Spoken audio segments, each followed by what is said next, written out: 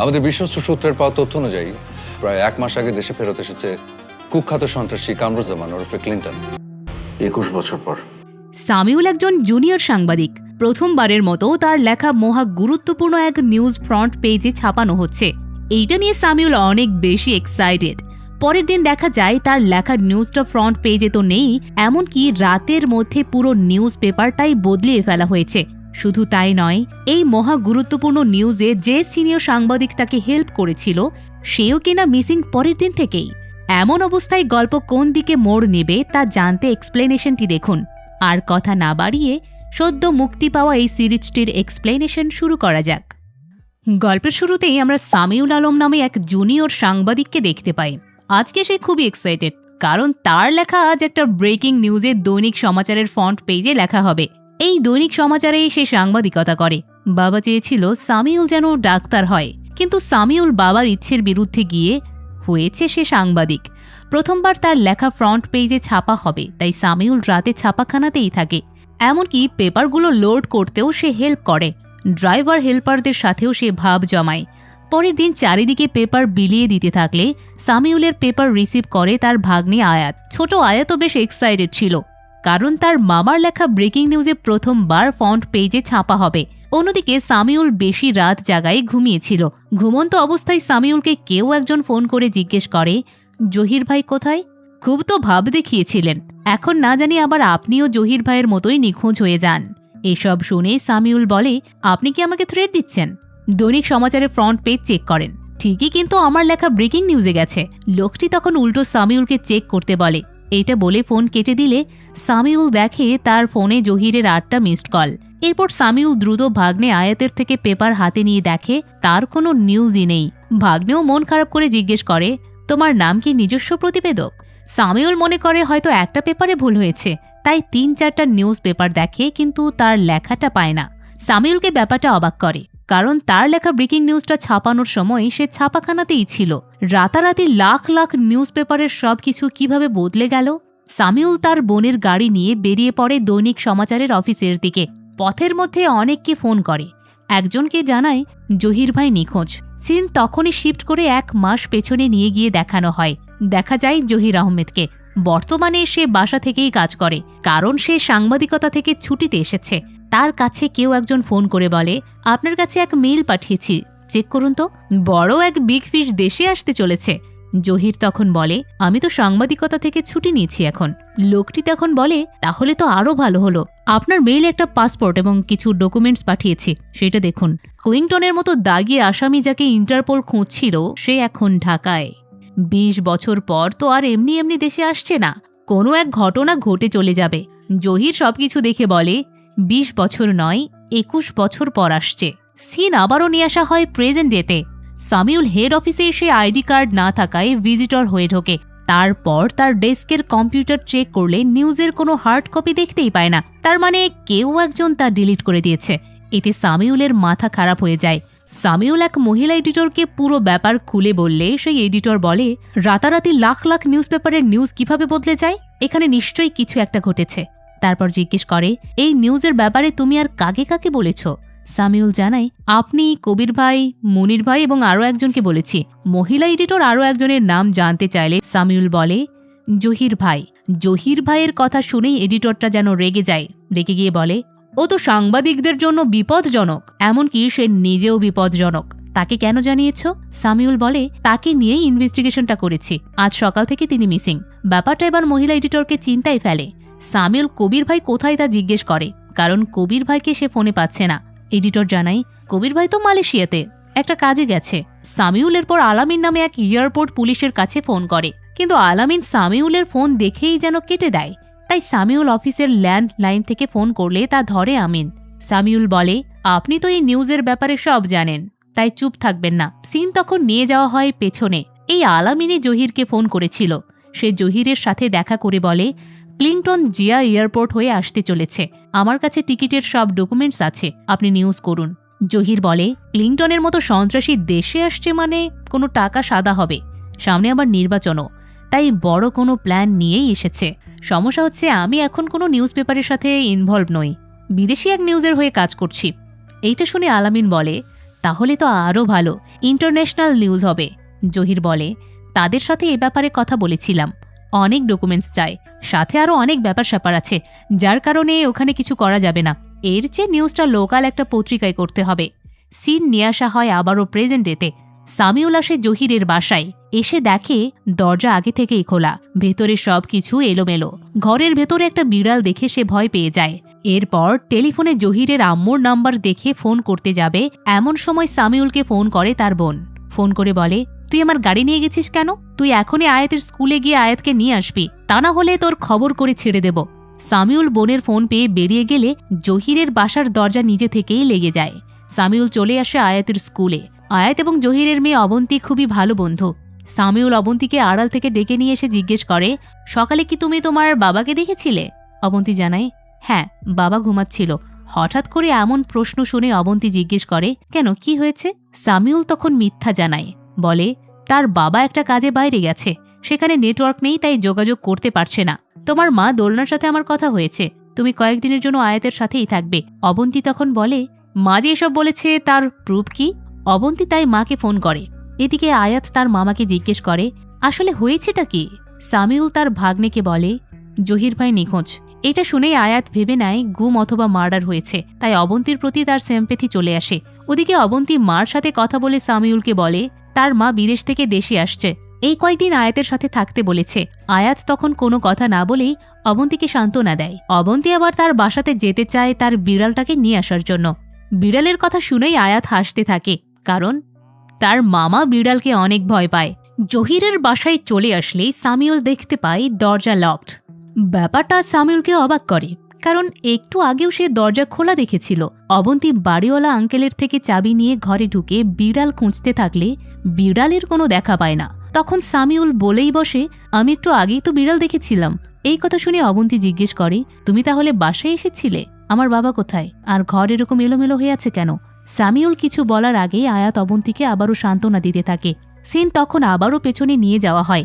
জহির কালো টাকা সাদা নিয়ে একটা নিউজের নোট করতে থাকে, সেটা আবার অবন্তীর খাতাতেই। জহির জানতে পারে সে তার ওয়াইফের সাথে ফোনে যা যা বলে সে সব কিছু অবন্তী একটা নোটবুকে নোট করে রাখে। তা জহির দেখে জিজ্ঞেস করে, এই নোটবুক কে দিয়েছে? অবন্তী জানায়, মা দিয়েছে। সিন প্রেজেন্টেতে আসলে সামিউল গাড়ি নিয়ে আসে দৈনিক সমাচারের ডিপোতে। সেখানে একটা ড্রাইভারকে জিজ্ঞেস করে, আপনারাই তো নিউজ পেপার রাতে ডেলিভারি করেছেন, তাহলে এভাবে বদলে গেল কেন? ড্রাইভার কিছু জানে না বলে চলে যায়। সেই সময় হেল্পার সামিউলকে দেখে দৌড়াতে থাকলে সামিউল তাকে ধরে ফেলে। হেল্পার তখন জানায়, আমরা নিউজ পেপার লোড করে রাজশাহীর উদ্দেশ্যে রওনা দেই। এক টানা টাঙ্গাইলে এসে খেতে বসি, খাওয়ার পর একটু চোখ লেগে যায়। এরপর চোখ যখন খুলি তখন দেখি ওস্তাদ গাড়ি সাইড করে দুজন লোকের সাথে কথা বলছে। আবার ওস্তাদকে কেউ একজন ফোনও করেছিল। জায়গাটা ছিল সিরাজগঞ্জ। এরপর দুজন লোক আমাদের গাড়ি ভাড়া দিয়ে ঢাকায় পাঠিয়ে দেয়, আর তারাই গাড়ি নিয়ে রাজশাহী যাওয়ার বদলে পাবনার দিকে যায়, যে গাড়িটা এখনও আসেনি। হেল্পারের এই কথাগুলো শুনে সামিউলের খটকা লাগে। জিজ্ঞেস করে, সে ওই দুজন লোককে চেনে কিনা? হেল্পার জানায় সে চেনে না, তবে ফোনে যে কথা বলেছিল সে অফিসেরই কেউ একজন হবে। এই সব কিছু শুনে সামিউল গাড়িতে আসলে দেখে অবন্তী ঘুমিয়ে পড়েছে। আয়াত বলে, বাবার কথা মনে করে অনেক কান্নাকাটি করতে করতে ঘুমিয়ে পড়েছে। এসব জানিয়ে আয়াত জিজ্ঞেস করে, তুমিও কি জহির আঙ্কেলের মতো নিখোঁজ হয়ে যাবে? ভাগ্নের এই কথা সামিউলকে বিচলিত করে ফেলে। এক প্রকার টেনশনেই পড়ে যায় সামিউল। এই পর্যায়ে সিন আবারও পেছনে নিয়ে যাওয়া হয়। স্কুলের প্যারেন্টস ডেতে সামিউল সব খেলায় অংশ নিতে থাকলে অন্য প্যারেন্টসগুলো আপত্তি জানাতে থাকে, কারণ সে আয়াতের মামা হয়। তখন সেখানে জহির এসে বলে, ও মামা হয়ে যে প্যারেন্টিং দেখাচ্ছে তা আমরা বাবা মা হয়েও পারি না। সেদিনই সামিউল আর জহিরের পরিচয় হয়। সামিউল জহিরকে আগে থেকেই চিনত, বড় সাংবাদিক সে। সামিউলও জানাই সেও সাংবাদিক হিসেবে নয়া সমাচারে রয়েছে। জহির এবার জিজ্ঞেস করে, একটা কোম্পানিতে ড্যানিয়েলের মানি লন্ডারিং নিয়ে যে নিউজ করা হয়েছিল সেটা কি আপনি করেছিলেন? সামিউল বলে, নিজস্ব প্রতিবেদন হিসেবে উল্লেখ হলেও তা আমারই ছিল। জহির এরপর জিজ্ঞেস করে, ড্যানিয়েলের ডান হাত কে বলেন তো? সামিউল জানাই, ক্লিংটন। ড্যানিয়েলের যত কাজ এই ক্লিংটনই করে। দুজন বস্তা দৌড় খেলার মধ্যেই এসব কথাবার্তা বলছিল। জহির এক সময় জিজ্ঞেস করে, বলেন তো ক্লিংটন এখন কোথায়? সামিউল বলে, আমার সূত্র মতে আবুধাবিতে। জহির বলে, আমি যদি বলি ঢাকাতেই? এইটা শুনেই সামিউল চমকে ওঠে, জিজ্ঞেস করে, নিউজ করবেন নাকি? জহির জানায়, নিউজ তো করতেই চাই, কিন্তু একটা পার্টনার খুঁজছি। সামিউল পার্টনার হতে চাইলে জহির বলে, আগে এই দৌড় খেলায় জিতে দেখান। সামিউল এই দুর্দান্ত সুযোগ হাতছাড়া করতে চায় না, তাই সবার আগে এসে ফার্স্ট হয়। এরপর দুজন একসাথে বসে। সেখানে সামিউল জহিরকে বলে, আপনি আমার থেকে অনেক সিনিয়র, তাই আপনি না বলে তুমি অথবা তুই বলতে পারেন। জহির তখন তুই বলতে শুরু করে।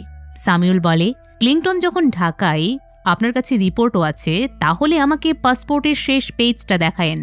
সিন এরপরে নিয়ে আসা হয় আবারও প্রেজেন্ট ডেতে।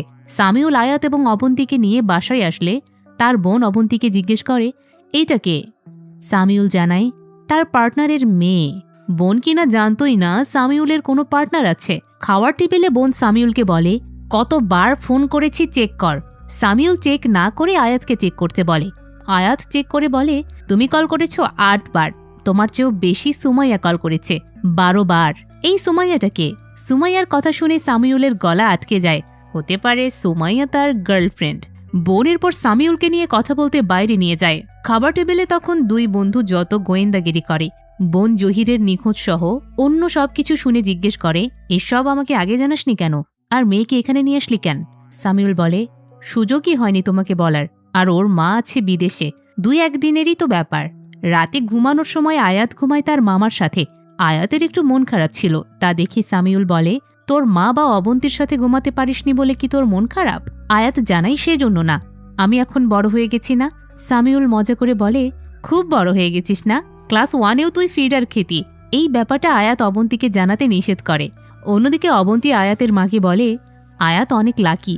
তা শুনে মা বলে, হ্যাঁ, সামিউলের মতো মামা যে পেয়েছে। অবন্তী জানাই সেইটা নয়, তার ভাই অথবা বোন আসছে। হ্যাঁ, সামিউলের বোন প্রেগনেন্ট ছিল। অবন্তী বলে, আমার মা বলেছে আমার আর ভাই বোন হবে না, কিন্তু আয়াতের ভাই বোন হবে, তাদের সাথে খেলতে পারবে। আমার আর ভাই বোন হবে না, এই জন্য একটা পুতুলকে নিজের মতো আদর যত্ন করি। এইটা শুনে আয়াতের মা বলে, ভালো তো, এখন থেকেই শিখে নিচ্ছ বলে তুমি তোমার বেবিকে সুন্দরভাবে আদর যত্ন করতে পারবে। অন্যদিকে আয়াত মামাকে জিজ্ঞেস করে, তুমি কবে বড় হয়েছ? সামিউল বলে, যখন থেকে সাংবাদিকতা পেশায় ভয় ঢুকে গেল, তখন থেকে মনে হয়েছে বড় হয়েছি। ঠিক তখনই সামিউলের ফোনে এক্স আননোন নাম্বার থেকে টেক্সট আসে। সামিউলকে নির্দিষ্ট একটা জায়গায় আগামীকাল দেখা করতে বলে। পরের দিন সামিউল ভয় নিয়েই দেখা করতে আসে। তখন দেখে ওই আলামিন সামিউলকে টেক্সট করেছিল। সামিউল আলামিনের সাথে ফোনে কথা বলেছে ঠিকই, কিন্তু কখনো দেখেনি, এমনকি ঠিকমতো চেনেও না। আলামিন জানাই সে এয়ারপোর্টে ইমিগ্রেশনে নিযুক্ত আছে। সে তার কাজ করার সময় ক্লিংটনকে দেখে চমকে যায়। ক্লিংটনকে সে আগে থেকেই চিনত। ড্যানিয়েলের সাথে যত সন্ত্রাসী কর্মকাণ্ড করেছে তার সবটাই জানা আছে, কারণ ক্লিংটন মোহাম্মদপুরের ছেলে, আর সেও মোহাম্মদপুরেরই। এত বছর পর ক্লিংটনের দেশে ফেরা দেখে সে সরাসরি ওসিকে জানায়। ওসি ক্লিংটনকে নিয়ে তার রুমে যায়।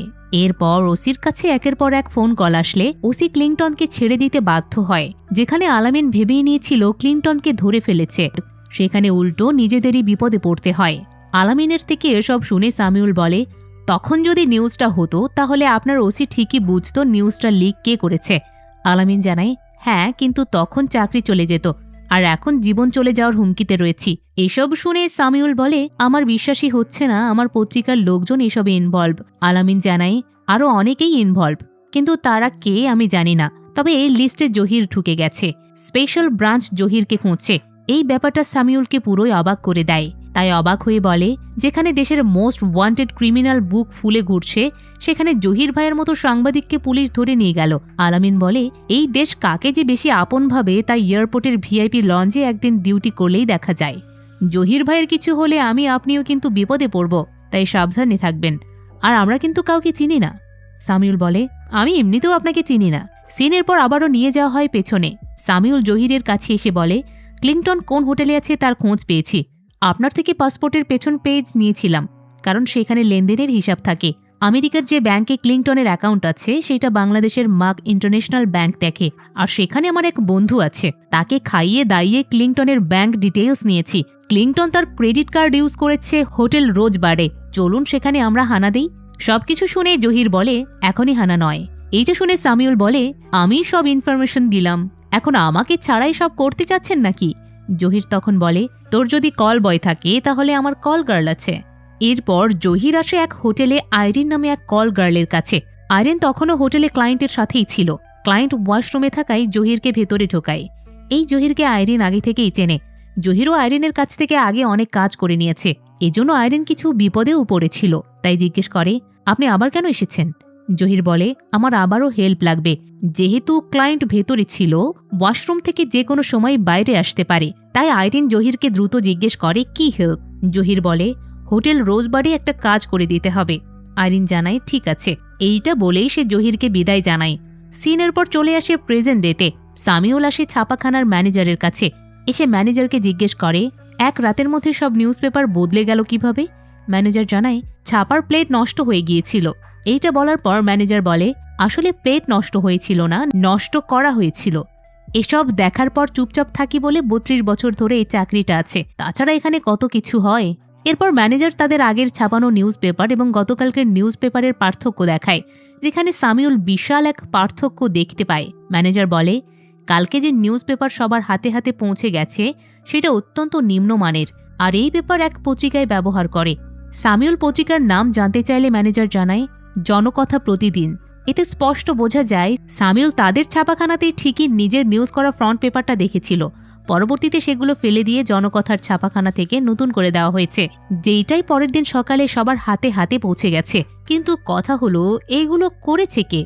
যাই হোক, রাতেই সামিউল জনকথা প্রতিদিনের অফিসে যাওয়ার চিন্তা করে। পথের মধ্যেই একটা মাইক্রোবাস ভাড়া করে উঠে বসে।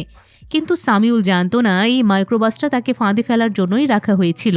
সামিউল মাইক্রোতে ওঠা মাত্রই পেছন থেকে দুজন এসে তার পাশে বসে যায়। এরপর মাইক্রোকে ঘোরায় ঢাকা শহরের দিকে।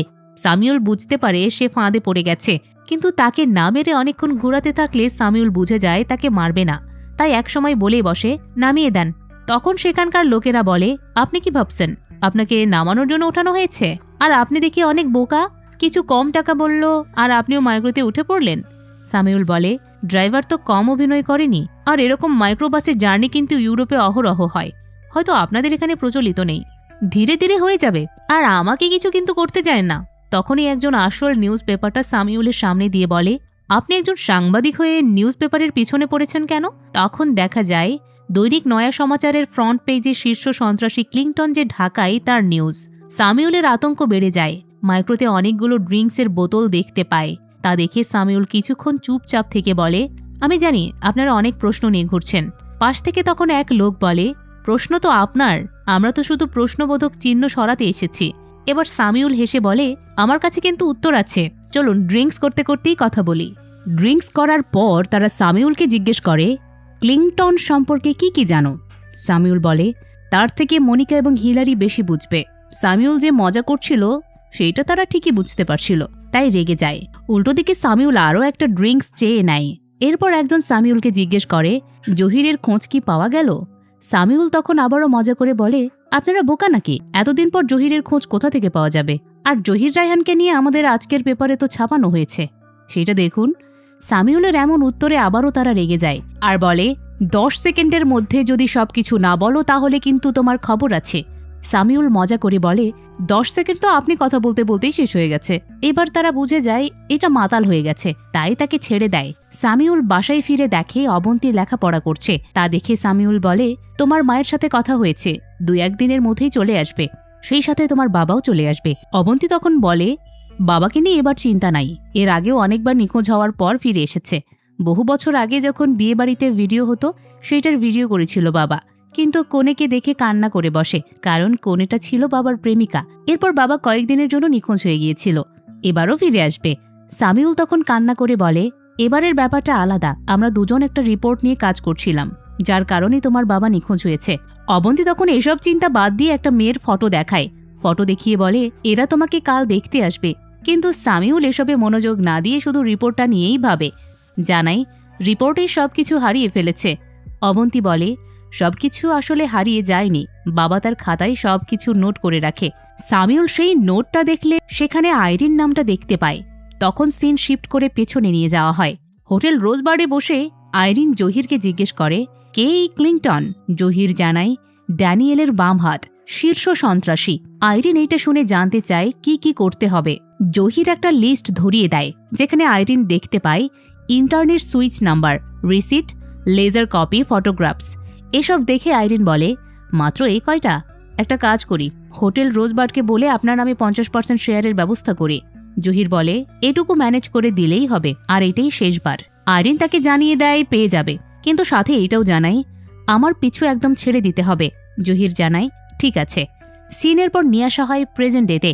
পরের দিন সামিউল অফিসে এসে মহিলা এডিটর ফেরদৌসির সাথে কথা বলতে থাকলে মুনির অফিসে আসে। মুনির সামিউলকে দেখে চলে যেতে থাকলে সামিউল মুনিরকে বলে ওই দিন কিভাবে এতগুলো পেপার ছাপা হয়েছে সব রহস্য সমাধান করা শেষ আমার। সবগুলো পেপার রিকল করার জন্য আমাদের এখান থেকেই ফোন গেছে ড্রাইভারদের কাছে। তারপর তারা মেইন রোড থেকে ট্রাক ড্রাইভার করে অন্যদিকে নিয়ে গেছে। সামিউল আরও কিছু বলতেই যাবে তখনই মুনির ডেস্টিনির ওপর তদন্ত নিয়ে ফলো আপ করতে দেয়। সাথে বলে এই নিউজ পেপার বদলে ফেলার ব্যাপারটা সে নিজে দেখবে। এরপর বলে তুমি বলছো ট্রাকগুলো ড্রাইভার হয়ে অন্যদিকে গেছে, সেগুলোর ফাইন্ডিং আমাকে দিয়ে দাও। কবির ভাই যদি এসবের সাথে ইনভলভ থেকেও থাকে তাহলে তিনি আসার আগে এই ব্যাপারে সতর্ক থাকলাম আমরা। আর জহিরের সাথে এভাবে কাজ করাটা তোমার একদম উচিত হয়নি। এই যে জহির এখন নিখোঁজ, আসলে জহির নিখোঁজ হওয়াটাই ডিজার্ভ করে। সিন তখন আবারও নিয়ে আসা হয় পেছনে। সামিউল জহির ভাইকে জিজ্ঞেস করে কবে নিউজটা পাবলিশ করবেন, আর আপনার সোর্সটা কে সেটা তো বললেন না। অন্যদিকে তখন দেখা যায় আইরিন খুব কৌশলে একটা ইন্টার্নকে পটিয়ে জহিরের দেওয়ার লিস্টের সবকিছু ম্যানেজ করে। সেই সাথে ক্লিংটনের একটা ছবিও উঠিয়ে সবকিছু একটা ফাইল আকারে জহিরের হাতে দেয়, যেটার অপর পাশে খারাপ শব্দ দিয়েই বোঝায় তার থেকে যেন সবসময় দূরে থাকা হয়। এদিকে সামিউল বলে আমি ওই হোটেলে ক্লিংটনের ছবি তোলার জন্য কত চেষ্টা করেছি কিন্তু পারিনি। আমার হাত পা বাঁধা থাকলেও আমি হাত পা গুটিয়ে বসে থাকার মানুষ নই। ক্লিংটন এবং ড্যানিয়েলের পুরো মানি লন্ডারিংয়ের নেটওয়ার্ক তদন্ত করা আমার শেষ। আমাদের দেশের অনেকগুলো গার্মেন্টস থেকে ইম্পোর্টের অনেকগুলো টাকা ক্লিংটনের অ্যাকাউন্টে যায়, যা আন্ডার ইনভয়েস করা। $2 মিলিয়ন গেছে গত 2 বছরে। হংকংয়ে এসবের জন্য third party trading company set up করা আছে ওদের। সামিউল আরও ডকুমেন্ট দেখিয়ে বলে অ্যাস্তোনিয়াতে ড্যানিয়েলের একটা আইটি ফার্ম আছে। অর্সন গ্রুপের সাথে সাইবার সিকিউরিটির নামে অসংখ্য মাল লেনদেন হয়। এই একটা কোম্পানি কতগুলো কোম্পানির সাথে ইন্টারনাল ব্যাপার নিয়ে পেঁচিয়ে আছে তা আপনি আমার রিপোর্ট দেখলেই বুঝতে পারবেন। সবকিছু শুনে জহির আইরিনের ম্যানেজ করা সব ডকুমেন্ট সামিউলের হাতে তুলে দিয়ে বলে তোর হাতে আর মাত্র 3 দিন। 3 দিন পর ক্লিংটন দেশ ছাড়তে চলেছে। এসব ছবির জন্য অপেক্ষা করছিলাম এতদিন। আমার এসব ছবি আর তোর রিসার্চ যুক্ত করে দুর্দান্ত একটা ব্রেকিং নিউজ হবে। এবার সামিউল এক্সাইটেড হয়ে জিজ্ঞেস করে কোথায় ছাপাবেন নিউজটা? জহির বলে তোর নয়া সমাচারেই কর। এতে সামিউল আরও খুশি হয়ে যায়। দুজনেরই নাম দিতে চাইলে জহির বলে আমার নাম দিতে হবে না, শুধু তোর নামই দিস। সামিউল জহিরের নামও দিতে চাইলে জহির বলে এই রিপোর্টে আমি যে তোর সাথে আছি এটা কেউ জানলে তোর লেখা আর ছাপানোই হবে না, তাই তোর নামেই ছাপাবে। সামিউল না চাইতেও রাজি হয়ে যায়। সিন শিফট করে নিয়ে আসা হয় প্রেজেন্ট ডেতে। সামিউল ট্রাকগুলোর খোঁজ করতে আসে ওই সব হকারদের কাছে যারা ভোরবেলা পেপারগুলো নিয়ে বাড়ি বাড়ি দিয়ে আসে। তাদের একজন জানায় প্রতিদিন যে ট্রাক পেপার নিয়ে আসতো গতকাল সেই ট্রাক আসেইনি। ব্লু কালারের একটা ট্রাক এসেছিল। এটা শুনে সামিউল অবাক হয়ে যায়। জিজ্ঞেস করে ট্রাকের গায়ে কি কোনো চিহ্ন ছিল? লোকটি হিন্দুদের ত্রিশূলের মতো একটা চিহ্ন দেখিয়ে দেয়। সামিউলের মনে হয় এই চিহ্ন সে কোথাও একটা দেখেছে। অফিসে এসে তাই ঘাটাঘাটি করলে দেখতে পায় চিহ্নটা আর্সন গ্রুপের আর্সন ফার্মের লোগো। সামিউলের পর জনকথা প্রতিদিন নিউজ পেপার ঘাটলে দেখতে পায় এই জনকথা প্রতিদিন নিউজ পেপারও আর্সন গ্রুপের। তারাই পুরো নিউজ পেপার বদলে ফেলেছিল। ব্যাপারটা ফেরদৌসিকে জানালে সেও ক্লিয়ার হয়ে যায়। অন্যদিকে সামিউলকে দেখতে মেয়ে পক্ষ চলে আসে, কিন্তু সামিউল বাসায় না ফেরাতে বোন সামিউলকে বারবার কল করে, তবে সামিউল ফোন রিসিভই করে না। তাই সময় কাটানোর জন্য একবার আয়াতকে গান গাইতে বলে, আবার কবিতা শোনাতে বলে। এর মধ্যেই কলিং বেলের আওয়াজ পেলে বোন ভেবে নেয় হয়তো সামিউল এসেছে, তাই খুশি মনে দরজা খোলে। দরজা খুলে দেখতে পায় অবন্তীর মা এসেছে। মা এসে অবন্তীর খোঁজ করে। অন্যদিকে অফিসে সামিউল ফেরদৌসি আপাকে বলে মুনির ভাই কিন্তু অলরেডি এডিটরের মতো আমার সাথে কথা বলা শুরু করে দিয়েছে। আমার মনে হয় নিজের রিটায়ারমেন্টের আগেই মুনিরের গদি নরম করে যাচ্ছে কবির ভাই। খোঁজ নিয়ে দেখেন আমাকে যে ডিবি ধরে নিয়ে গিয়েছিল এইটাও মুনির ভাই জানতো। তার মানে গতকাল রাতের ওই মানুষগুলো সাদা পোশাকের ডিবি ছিল।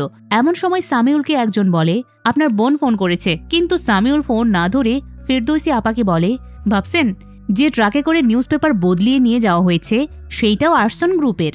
হঠাৎ আর্সন গ্রুপের আমাদের উপর এত দরদ উতলিয়ে পড়ছে কেন? ফেরদৌসি আপার তখন একটা ব্যাপার মনে পড়ে যায়। বলে শুধু ক্রাইম সিনেই নয়, তাদের ফিঙ্গারপ্রিন্ট আমাদের নিউজ পেপারেও ছড়িয়ে আছে। সামিউল তখন কিছুই বুঝতে পারে না। ফেরদৌসি তখন বলে ওই নিউজ হারার সাথে সাথে তোমার মাথাও গেছে। পপ রক মিউজিক ফেস্টিভ্যালের জন্য কালকে আর্সন গ্রুপের সাথে একটা পার্টনারশিপের সবকিছু ফাইনালাইজড করা হয়েছে, আর এই ডিলটা মুনির ভাই করেছিল। গতকাল তাই সারাদিন তাদের অফিসেই ছিল। এসব দেখে এবং শুনে সামিউল একদম স্তব্ধ হয়ে যায়। ওদিকে জহিরের ওয়াইফ দোলন আসলে সামিউলের বোন অত্যন্ত ব্যস্ত হয়ে পড়ে। তখন পাত্রীপক্ষ ইতস্তত বোধ করে, আবার তারা জেনেও যায় যে এই মহিলাটা আসলে কে। যখন সামিউলের কলিগের ওয়াইফ সম্বোধন করা হয় তখনও পাত্রীপক্ষ ব্যাপারটাকে জটিলভাবেই নেয়। দোলন আবার সামিউলকে কখনো দেখেনি, তাই কথা আর না পেঁচিয়ে ফ্রেশ হতে অন্য রুমে চলে যায়। একটু পরে সামিউল আসলে বোন রেগে যায় সামিউলের উপর। সামিউলের সাথে একা একা কথা বলতে চায়, কিন্তু সামিউল কোনো কথা না শুনে ঘরের ভেতরে ঢুকে পড়ে। পাত্রীপক্ষকে সে আগে থেকেই চিনত, কিন্তু যখন জানতে পারে জহির ভাইয়ের ওয়াইফ দোলন এসেছে তখন পাত্রীপক্ষের সাথে কথা না বলে দোলন ভাবির সাথে আগে কথা বলতে যায়, যার কারণে পাত্রীপক্ষ আবারও বিরক্ত হয়। সামিউল দোলন ভাবিকে বলে, আপনি যে চলে এসেছেন সেটা আমাকে জানাবেন না? আমি গিয়ে আপনাকে এয়ারপোর্ট থেকে নিয়ে আসতাম। সামিউল জহির ভাইকে নিয়ে চিন্তা করতে নিষেধ করে। তখন বোন এসে সামিউলকে বলে, তুই আমার সাথে কথা বলতে বাইরে যাবি নাকি পাত্রী অনিতার সাথে কথা বলতে ঘরে যাবি? সামিউল অনিতার সাথেই কথা বলতে রাজি হয়। তার ঘরেই অনিতা আসে, কিন্তু সামিউল অনিতাকে বসার চেয়ার পর্যন্ত দিতে পারে না, তাই বেড়েই বসতে বলে। অনিতা আবার সামিউলকে বলে, শার্ট চেঞ্জ করে ভালোই করেছো, আগের শার্টেই তোমাকে বয়স্ক বয়স্ক লাগছিল। দুজন আরও কথা বলতেই যাবে এমন সময় সামিউল জানতে পারে দোলন ভাবি তাদের বাসায় চলে যেতে চাচ্ছে। তাই অনিতার সাথে কথা বলা বাদ দিয়ে দোলন ভাবির কাছে এসে বলে, আজকে রাতটা এখানে থেকে যান। দোলন জানায় সে রিসার্চ পেপার নিতে এসেছে, তাকে আবারও ফিরে যেতে হবে। রিসার্চ পেপারটা আছে বাসায়, তাই তার যাওয়াটা জরুরি।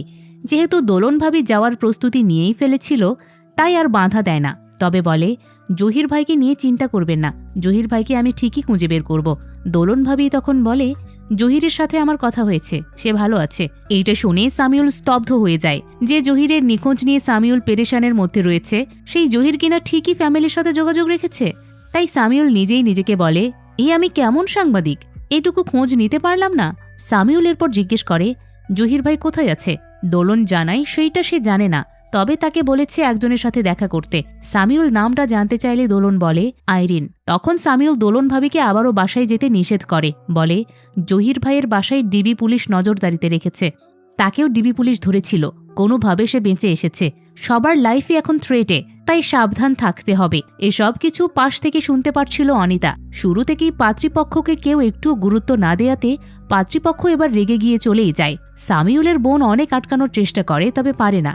এতে বোন রেগে যায়, কিন্তু কিচ্ছু করতে পারে না। এর মধ্যেই দোলন মেয়েকে নিয়ে বাসায় আসলে চারিদিকে শুধু এলোমেলো দেখে। অবন্তী খুঁজতে থাকে বিড়ালকে। অন্যদিকে সকাল সকাল সামিউল যায় ব্যাংক ইন্টারন্যাশনাল ব্যাংকের সামনে। এত আগে যায় যে ব্যাংক খোলেইনি। অন্যদিকে দোলন দরজায় হঠাৎ করে শব্দ পেলে ভয় পেয়ে যায়।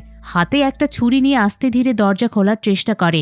তখন দরজার ওপাশ থেকে আওয়াজ আসে, আমি আইরিন, আপনাকে তো এখানে আসতে নিষেধ করেছিলাম, আসছেন কেন? এইটা বলেই আইরিন নিজেই বাইরে থেকে চাবি দিয়ে দরজা খুলে ভেতরে ঢুকে পড়ে। এরকম বাসার চাবি দেখে দোলন জিজ্ঞেস করে, এই চাবিটা কোথায় পেলেন? আইরিন এসবের উত্তর না দিয়ে বলে, বাইরে ডিবি ঘোরাঘুরি করছে, এই জন্যই আপনাকে এখানে আসতে নিষেধ করেছি। ভালো হয়েছে যে টহলরত ডিবি এখন চা খেতে গেছে। এখন চলুন আমার সাথে, জহির আপনাদের আমার সাথে নিয়ে যেতে বলেছে। আর ওই সামিউল ছেলেটাকে একদম নিয়ে যেতে বলেনি।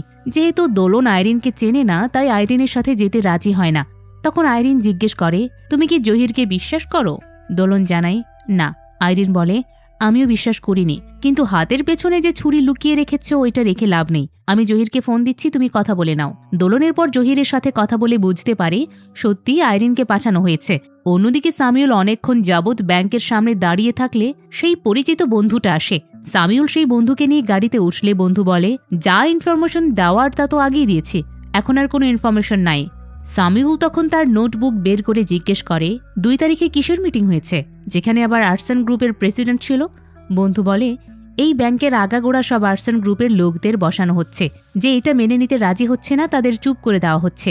এসব কিছু শুনে সামিউল বন্ধুকে জিজ্ঞেস করে, তোদেরকে তাহলে ক্লিন্টন সামলাচ্ছে? বন্ধু এবার চুপ হয়ে যায়।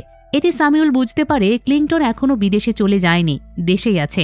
এই পর্যায়ে আবারও সিন পেছনে নিয়ে যাওয়া হয়। এই যে ক্লিন্টন দেশে এসেছে, এই সব কিছু সামিউলকে দিয়ে নিউজ করানোতে আলামিন জহিরের উপরে ক্ষিপ্ত হয়। জিজ্ঞেস করে, তাকে দিয়ে এসব কেন করাচ্ছ?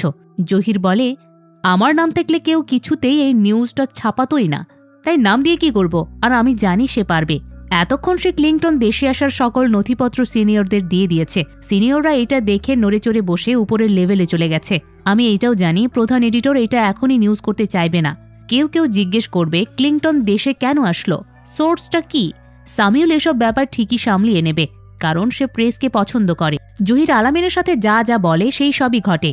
অর্থাৎ ক্লিংটন দেশে আসার ঘটনা ফেরদৌসি মুনিরদের জানালে তারা নড়ে চড়ে বসে। প্রধান এডিটর সব দেখে ফলো আপ টিম করতে চায়। তখন সামিউল বুঝিয়ে বলে যে ক্লিংটন দেশে বেশি দিন নেই, তাই যেটুকু আছে সেটুকু দিয়েই করতে হবে। পরবর্তীতে নিউজ তো পাবলিশ করার জন্য অনুমতি দেওয়া হয়, কিন্তু তা আর সবার কাছে পৌঁছায় না। এক রাতের মধ্যেই সবকিছু বদলে ফেলা হয়। এরপর সিন চলে আসে প্রেজেন্ট ডেতে। দেখা যায় সামিউল ওই মিউজিক ফেস্টিভ্যালের নিউজ পেপার নিয়ে আসে মুনির ভাইয়ের কাছে। এসে বলে, রাতারাতি হেডলাইন বদলে যায় জানি, কিন্তু এভাবে যে স্পন্সরও বদলে যায় তা জানা ছিল না। মুনির বলে, সবটাই টাকার খেল। সামিউল এবার রেগে গিয়ে বলে, আমি আসলে কাদের হয়ে কাজ করি? বাংলাদেশের নাম্বার 1 পত্রিকার আরসান গ্রুপের, নাকি শঙ্কর প্রজাতির কোনো মাফিয়া গ্রুপ যাদের আবাসনের দায়িত্ব আমাদের মতো মানুষদের থাকে? মুনির তখন বলে, এই স্টোরি ছাপানোর জন্য তোমার হয়ে কিন্তু আমি এডিটরকে বুঝিয়েছি, যা করেছি তোমার ভালোর জন্যই করেছি। সামিউল রেগে গিয়ে আবারও বলে, দুনিয়ার সবচেয়ে ভয়ঙ্কর কাজ মানুষ তখনই করে যখন সে ভাবে কাজটা সবার ভালোর জন্য করেছে। আমি এই পর্যন্ত আসার জন্য কত আর্টিকেল লিখেছি তা আপনি নিজেও জানেন না। এটা শুনে মুনির বলে, ক্লিংটনের নাম সবার সামনে না আসাতে তুমি আসলে কষ্ট পাচ্ছ না, তোমার নাম সবার মাঝে না আসাতে তুমি কষ্ট পাচ্ছ। তোমার মতো সাংবাদিকদের 2 বছর কেউ এমনি এমনি টাকা দেবে না। এসব রেভিনিউ কোথা থেকে আসে তা তুমি কিচ্ছু জানো না। আসলে তুমি জানবেই কিভাবে? না বুঝো রিয়েলিটি, না বুঝো ফিকশন। মুনিরের এই কথাগুলোতে সামিউল রেগে গিয়ে নিজের আইডি কার্ড জমা দিয়ে সাংবাদিকতাকে বিদায় জানায়। বিদায় জানানোর সময় বলে, আমি আপনাকে দেখি সাংবাদিকতা পেশাতে এসেছিলাম, আর আপনি আমাকে সমুদ্রে ফেলে দিয়েছেন। এরপর সে দোলন ভাবির কাছে আসে। তাদের সাথেই জহিরের কাছে যাওয়ার প্রস্তুতি নেয়। আয়াত অবন্তীকে ফিল্মি স্টাইলে বিদায় জানাতে থাকে। সেই সময় বোন এসে জিজ্ঞেস করে, কি করতে যাচ্ছিস ক্লিয়ার করে বল। কিন্তু সামিউল সেরকম কিছুই বলতে পারে না, কারণ সব জানলে বোন প্যানিক করে বসবে। তাই শুধু বলে, গাড়ি নিয়ে এখন যাচ্ছি, আগামীকালের মধ্যেই ফিরে আসবো, চিন্তা করো না। বোন তবুও রেগে গেলে সামিউল বলে, সে চাকরি ছেড়ে দিয়েছে। বোন বলে, ভালোই হলো, এখন বসে বসে বেবি সিটারের কাজ করতে পারবি। বাইরে ইউনিভার্সিটিতে তো আর চান্স পাস নাই, তাই এইটাই করতে হয়েছে তোর। এবার সামিউল বোনের উপরে রেগে গিয়ে বলে, আয়াতকে যেন ডাক্তার ইঞ্জিনিয়ার হওয়ার জন্য প্রেসারে না পড়তে হয়, তার জন্য আমি থাকবো। আমার জন্য তো তুমি বড় আপু হয়েছিলে, কিন্তু আয়াতের তো সেটাও নেই। এসব বলে দোলন আর অবন্তীকে গাড়িতে উঠিয়ে নিয়ে চলে যেতে থাকে। পথের মধ্যে দোলন সামিউলকে জিজ্ঞেস করে, এই আইরিনটা কি জহিরের ইনফর্মার? সামিউল বলে, হতে পারে। এইটা শুনে দোলন বলে, সাংবাদিকদের তাহলে সুন্দরী ইনফর্মারও থাকে? সামিউল আবারও জিজ্ঞেস করে, জহির ভাই ফোন করে তার খবর নিয়েছে কিনা। দোলন কিছু না বললেও অবন্তী জানাই হ্যাঁ। এর মধ্যেই গাড়ির সামনে আসে আইরিন। আইরিনের কাছে অবন্তীর প্রিয় বিড়ালটাও ছিল। বিড়াল পেয়ে অবন্তী খুশি হয়ে যায়। জিজ্ঞেস করে, এতদিন বিড়াল কোথায় ছিল? আইরিন জানায়, তোমার বাবা এই বিড়ালকে আমাকে দেখাশোনা করার দায়িত্ব দিয়েছিল। সবাই এরপর গাড়িতে ওঠে। পথের মধ্যে সামিউল বলে, জহির ভাই নাকি প্রায় সময় নিখোঁজ হয়। একবার প্রেমিকার বিয়ে হয়ে যাচ্ছিল জন্য নাকি 3 মাস নিখোঁজ হয়েছিল। অবন্তী আমাকে জানিয়েছে। পাশ থেকে তখন আইরিন বলে, ওই প্রেমিকাটাই দোলন। পরবর্তীতে বিয়ের আসর থেকে দোলন চলে গিয়ে জহিরকেই বিয়ে করে। এসব কিছু শুনে সামিউল দোলন দুজনেই চুপ হয়ে যায়। এরপরে আমরা জহিরকে দেখতে পাই। জহির গাড়ি আসা দেখে সামনে এগিয়ে আসে। গাড়ি থেকে দোলন এবং আইরিন একসাথে বের হয়। এতে বোঝা যায় পরবর্তীতে এই দুজন নিয়ে ভালোই গন্ডগোল বাঁধবে। যাই হোক, এখানেই আমরা শেষ করতে যাচ্ছি প্রথম পার্ট। পরবর্তী পার্টে আপনারা জানতে পারবেন কেন জহির আত্মগোপন করেছিল, কেনই বা এক রাতের মধ্যে সব নিউজ পেপার বদলিয়ে ফেলা হয়েছিল। ড্যানিয়েলটা কে সেইটাও কিন্তু একটা চমক হিসেবে থাকছে। আপাতত বলুন প্রথম পার্ট কেমন লেগেছে। তো এতক্ষণ মিসেস মুভি এক্সপ্লেইনারের সাথে থাকার জন্য ধন্যবাদ।